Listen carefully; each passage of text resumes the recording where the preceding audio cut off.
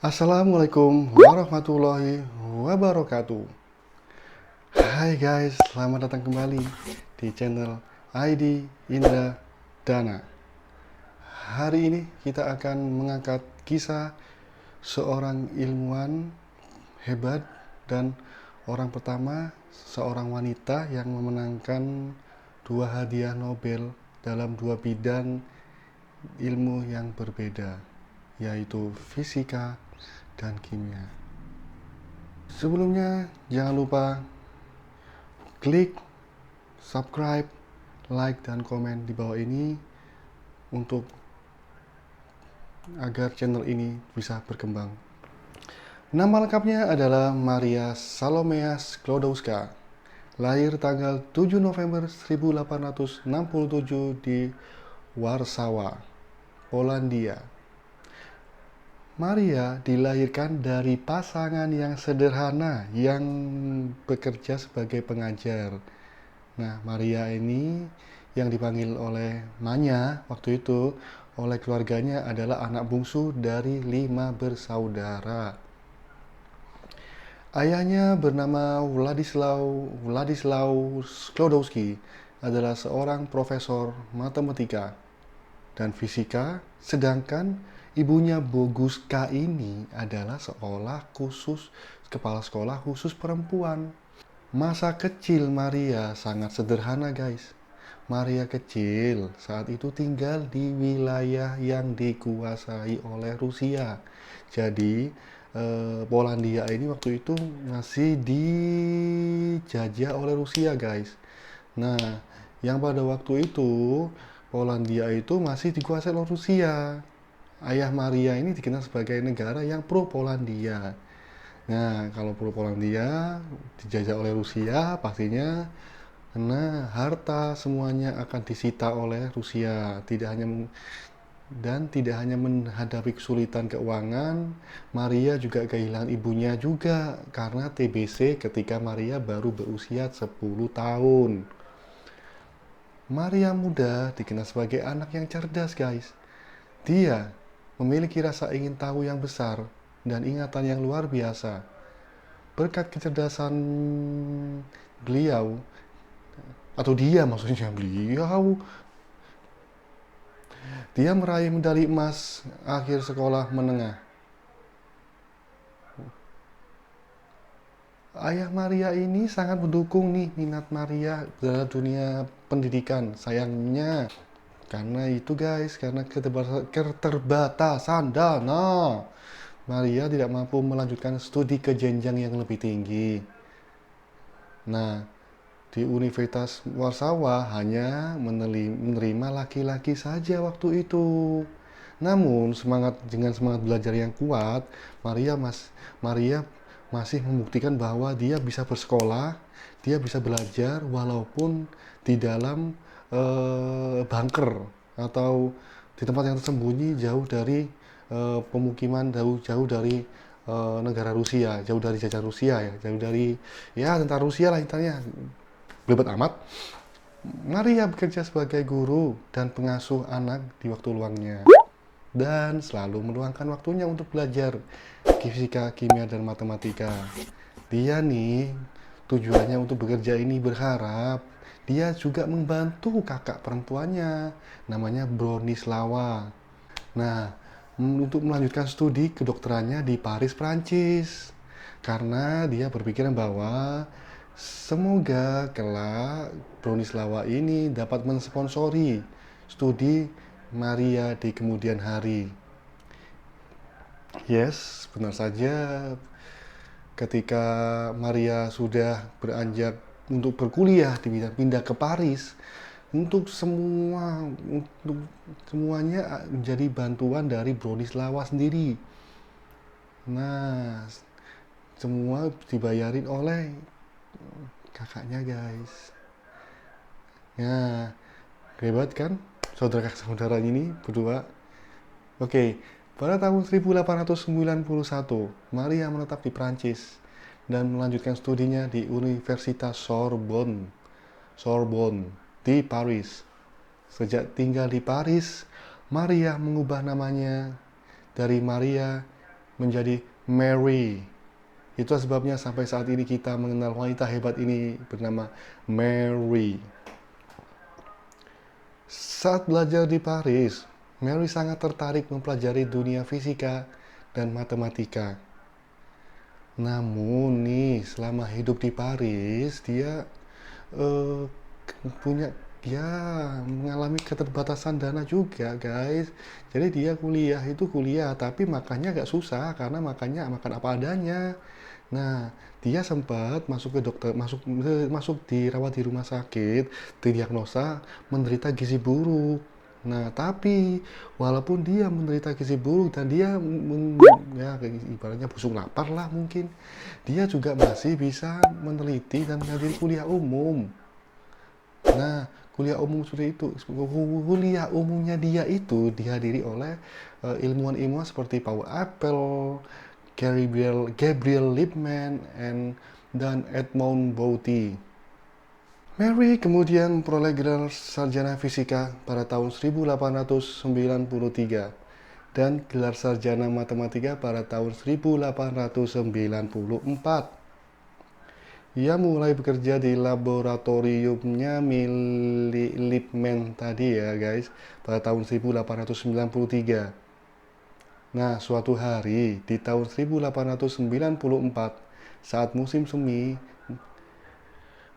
di Paris nih, Marie Curie yang saat itu dikenal sebagai Mary Sklodowska masih pakai nama suaminya ya. Oh, sorry, nama lama ya, guys. Bertemu dengan Pierre Curie. Untuk pertama kalinya, Pierre Curie ini yang saat itu berusia 35 tahun adalah seorang fisikawan yang menemukan piezoelektrik bersama saudaranya Jacques. Nah, melalui pertemuan antara si Mary dan si Pierre, ini teman-teman pasti bisa menebak dari mana Mary mendapat nama belakangnya Curie. Yes, dari dari bapaknya, dari suaminya. Oke. Pierre terpesona dengan kecerdasan dan gairah Mary dalam bekerja dan belajar. Akhirnya dia memberanikan diri untuk melamar Mary. Mereka kemudian menikah pada tanggal 25 Juli 1895.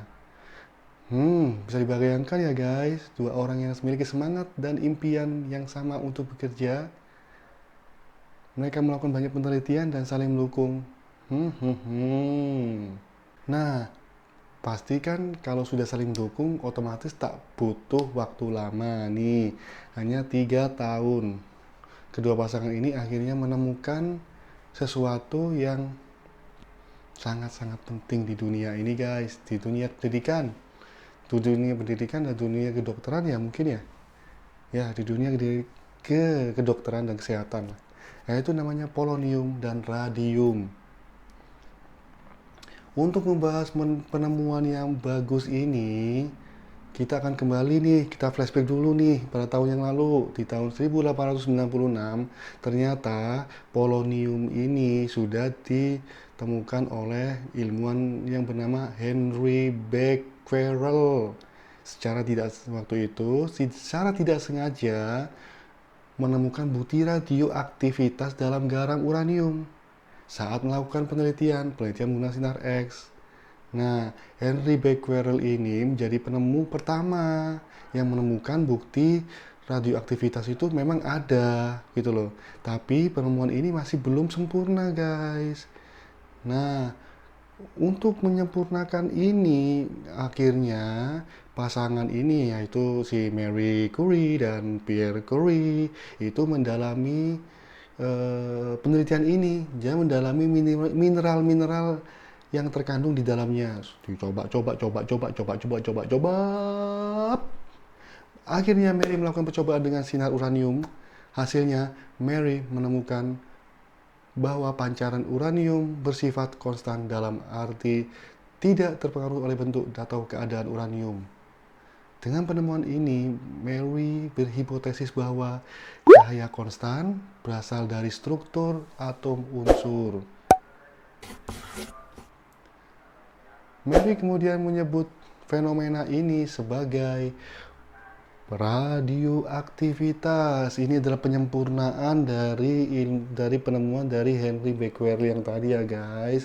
Nah, Marie Curie kan yang tertarik dengan penelitian mineral, kemudian mulai meneliti berbagai mineral lainnya. Itu. Nah, diteliti-teliti lagi, Mary ini menemukan bahwa ada mineral yang belum diketahui dan kenali waktu itu guys. Yang jelas mineral ini mengandung radioaktif yang sangat tinggi. Nah, bersama suaminya si Pierre nih akhirnya menemukan unsur baru. Nah, unsur baru ini yang menghebohkan jagat kedokteran dunia ini dinamakan polonium.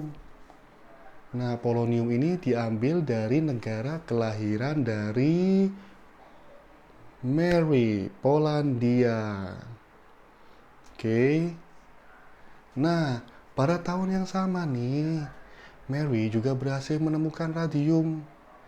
Hasil penelitiannya tersebut, Marie Curie meraih gelar Doctor of Science atau Doctor of British Science pada tahun 1903. Selain itu, dia juga menerima medali Davy dari Royal Society bersama suaminya, Pierre Curie, semasa hidupnya. Marie Curie memenangkan dua hadiah Nobel prestasi yang diraih Marie ini di bidang fisika dan kimia tadi tuh terbilang istimewa karena dia menjadi perempuan pertama. Wow, keren. Perempuan pertama yang meraih penghargaan bergengsi guys dari seluruh dunia. Ini tuh. Selain itu, Mary juga menjadi orang pertama yang menerima dua penghargaan tersebut di dua bidang yang berbeda. Keren.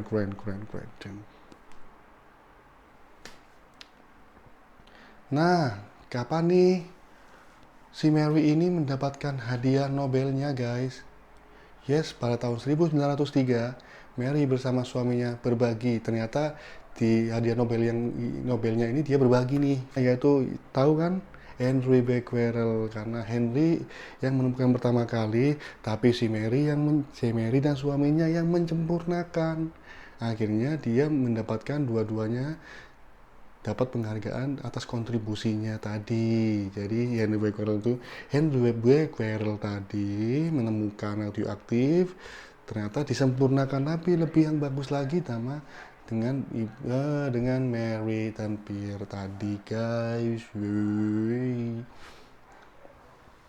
Nah, pada tanggal 19 April 1906 kesedihan terjadi pada Mary. Terjadi kecelakaan fatal yang menimpa suaminya tercinta Mary, yaitu Pierre Curie. Kemudian dia meninggal dengan retak di tengkorak di kepalanya. Nah, tentu saja kejadian ini tersebut membuat Marie Curie sangat sedih guys. Di tengah lembah kesedihannya, Marie Curie mencurahkan tenaga dan waktunya untuk melanjutkan penelitian yang sebelumnya dilakukan dirinya sama suaminya. Biasanya ada suaminya, ternyata dia menyendiri guys. Biasanya ada suami, ternyata dia sekarang lagi sendiri. Lagi sendiri maksudnya sendiri. Nah, selain itu pada tanggal 18 Mei 1906, selain itu penelitian dia juga mendapat guru besar di Universitas Sorbonne. Untuk menggantikan suaminya, Mary melanjutkan karirnya sebagai ilmuwan dan dosen juga, dosen guru besar ya guys ya, karena kan suaminya juga mantan guru besar juga gitu. Dan pada tahun 1914, Laboratorium Radium Institute dibangun di Universitas Paris oleh Marie Curie tadi. Pada tahun 1911, Marie Curie mendapatkan hadiah Nobel lagi di bidang kimia atas penelitiannya dalam memisahkan radium murni. Nah, tentu saja guys, karya, penelitian, dan publikasinya ini telah membuktikan dia adalah sebagai salah satu ilmuwan terhebat sepanjang masa. Gitu. Karya Marie tidak berhenti pada di pendidikan saja, penelitian dan penerbitan di buku dan sebagainya. Dia sudah melakukan semuanya, guys. Nah, tapi dia juga menjadi bagian penting dalam Perang Dunia Pertama bersama anaknya, yaitu Irene Curie. Mary menyediakan peralatan sinar X yang digunakan untuk merawat tentara yang terluka waktu itu, guys. Nah, bersama putrinya Irene tadi, dia mengabdikan dirinya untuk mengembangkan ciptaanku ini, ternyata buat ini. Itu. Nah, ciptaan Sonar X-nya tadi itu dibuat untuk menolong uh, para korban perang di Perang Dunia Pertama tadi. Nah, polonium dan radium kan sudah ditemukan, guys. Apa sih pentingnya dalam sejarah nih? Nih, oke. Seperti yang kita ceritakan tadi ya, guys ya. Saya ceritakan tadi maksudnya. Penelitian yang dilakukan oleh Henry Becquerel dan keluarga Curie membawa angin segar nih dalam dunia ilmu radioaktivitas waktu itu. Melalui penelitian mereka, konsep ini dapat dipahami dunia, guys. Nah, kemudian Curie menemukan radium dan polonium tadi kan. Nah, penemuan ini sangat penting karena umat manusia ini, khususnya di dunia kedokteran, belum mengenal sama sekali nih waktu sebelum adanya Mary ini nih, biji ratu itu apa, polonium itu apa. Nah, jadi ini benar-benar penemuan baru gitu. Hebatnya lagi, barang-barang ini juga sangat berguna bagi umat manusia pada waktu sampai sekarang ini. Ya, sampai kita. Ya, kalau nanti ente lihat di rumah sakit pasti lihat tuh sinar X dan sebagainya, itu yang mungkin ya karya dari dia di Marie Curie ini gitu. Kita juga tahu bahwa Marie Curie adalah seorang ilmuwan hebat yang bersama dengan suaminya Pierre Curie. Nah, fungsinya dari polonium dan radium ini adalah radium ini, guys, dapat digunakan untuk penyembuhan kanker. Karena radiasi dari radium ini bisa membunuh sel-sel yang rusak di dalam tubuh kita. Sel-sel rusak itu dalam artian yang mungkin dia sel-sel itu yang menyebabkan tumor jahat atau mungkin menyebabkan kanker ya, guys ya. Nah, setelah tumor jahatnya ini dihancurkan, baru kita menghancurkan sel-sel yang baik yang kemungkinan yang penyebab sebagai penyakit itu semakin penyakit yang bikin jadi penyakit itu akhirnya bisa tertolong itu, guys. Maksudnya bayangkan nih, seandainya siapa namanya itu, si Marie Curie ini nggak ada, sama si Becquerel nggak ada, mungkin tidak kita bayangkan nih kanker atau tumor yang mati kan kita tidak akan pernah bisa sembuhkan ya, guys ya, menggunakan radiasi ini ya. Ini sungguh merupakan fenomena terobosan yang bagus di dalam dunia kedokteran waktu itu. Nah, sayangnya nih Marie Curie ini karena berkutat di dunia itu, di dunia radiasi, di dunia unsur-unsur seperti itu, akhirnya dia menderita penyakit, guys. Karena penyakit itu karena elemen-elemen itu membawa dampak buruk ke kesehatannya dia, karena kan akhirnya kan terjadi kanker yang ada di dalam tubuhnya dia gitu loh. Nah, akhirnya pada tanggal 4 Juli 1934, Marie Curie meninggal dunia dengan kondisi didiagnosa mengidap anemia aplastik. Anemia aplastik ini penyakit yang sangat langka ya, guys, di dunia ini ya. Nah, dunia kedokteran ya maksudnya. Nah, itu penyakit ini itu yaitu sumsum tulang belakangnya gagal memproduksi sel darah baru. Itu. Jadi ya otomatis karena kena seperti itu, dan dia juga diobatin di sinar X juga belum itu ya tidak bisa ditolong lagi ya, mau nggak mau dia harus meninggal, guys. Itu. Nah, si Mary ini dikubur bersama dimakamkan di sebelah makam suaminya, yaitu Pierre Curie. Nah, untuk memakamkan ini Marie Curie ini dibungkus 3 lapis unsur timah guys di dalam tubuhnya, plus sama kayu maksudnya itu kayu peti gitu loh. Nah, sudah dimasukkan peti dibungkus dulu pakai timah, 3 timah yang tadi, seperti itu. Nah, tambahannya guys, dari data yang dikutip oleh situs berita detik.com, pada tahun 1995, pihak otoritas Prancis ingin menggali tuh makam pasangan Curie ini, atau suami dan itu ya, apa namanya itu, istrinya itu, Marie Curie dan Pierre Curie ini, sampai-sampai karena saking takutnya nih pihak Prancis, takutnya dia sebelum penggalian ini makamnya, pihak otoritas Prancis ini menghubungi badan pengendalian radiasi nih guys di Prancis. Nah, atas kekhawatiran ini, takutnya nih sesudah digali ini ternyata wow, radiasinya tinggi nih. Nah, akhirnya dia menghubungi pihak bagian pengendali radiasi tadi di Prancis, akhirnya disetujui. Nah, waktu dibuka nih guys makamnya guys, ternyata udara di luar ini makam normal. Waktu belum dibuka, maksudnya belum dibuka. Nah, setelah makam digali, radiasi itu masih ada, tapi tidak terlalu berlebihan ya guys, waktu pertama kali tadi ya dibungkus.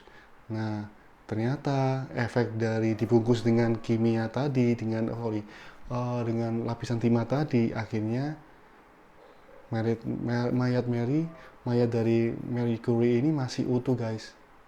Gimana nggak utuh, cacing ada nggak bisa makan. Cacingnya mati dulu baru makan mayatnya. Nah, akhirnya jenazahnya dipindahkan di pemakaman Pantheon di Prancis untuk menghargai kontribusi mereka dalam penemuan yang tadi ya guys ya, itu penemuan polonium, dan ya, dianggap sebagai ilmuwan dari Prancis gitu. Nah, barang-barang pemilikan dari Mary seperti furniture, buku memasak maksudnya, buku memasak, baju, hingga catatan laboratoriumnya itu tetap sangat radioaktif nih guys. Nah, barang-barang ini disimpan di kotak berlapis timbal juga nih, ditimbal di Prancis juga, namanya di Museum Bibliothèque TQ TQ. Nanti saya tulis di kolom ini ya, di sini ya, Bibliothèque Nationale Paris. Nah, pengunjung atau orang lain bisa melihat nih museumnya ya. Untuk mengunjungi museum dari Mary ini harus menandatangani surat pelepasan tanggung jawab dan menggunakan baju pelindung anti radiasi guys, karena tidak mau ada apa-apa nih, takutnya apa namanya itu, terjadi hal-hal yang tidak diinginkan kan, ya nggak mau lah, siapa juga yang mau untuk apa namanya itu, tiba-tiba dia pengen lihat, ternyata setelah dilihat akhirnya dia sakit tuh kena radiasi, karena radiasi kan bersifat jangka panjang guys, nggak bisa langsung seperti itu. Akhirnya cerita kita selesai sampai di sini. Nah, seorang Marie Curie, dia adalah seorang wanita hebat dengan raihan 2 Nobel yang berbeda di 2 mata kuliah atau dua bidang yang berbeda ya, fisika dan kimia. Seandainya guys tidak ada penemuannya dia, kemungkinan kedokteran tidak akan mengetahui cara membunuh sel kanker sampai sekarang, seperti itu. Tidak ada lagi mungkin penemuan dari William Röntgen atau yang bilang seperti yang namanya, seperti yang dia menemukan untuk meronsen tubuh kita, itu tidak ada mungkin kalau tidak ada Mary ini guys gitu. Oke guys, ini saja yang saya bisa ceritakan hari ini. Semoga bisa diambil hikmahnya dari cerita ini. Jangan lupa like, comment, sebanyak-banyaknya dan share cerita ini. Kalau cerita ini menarik, jangan lupa subscribe ya guys.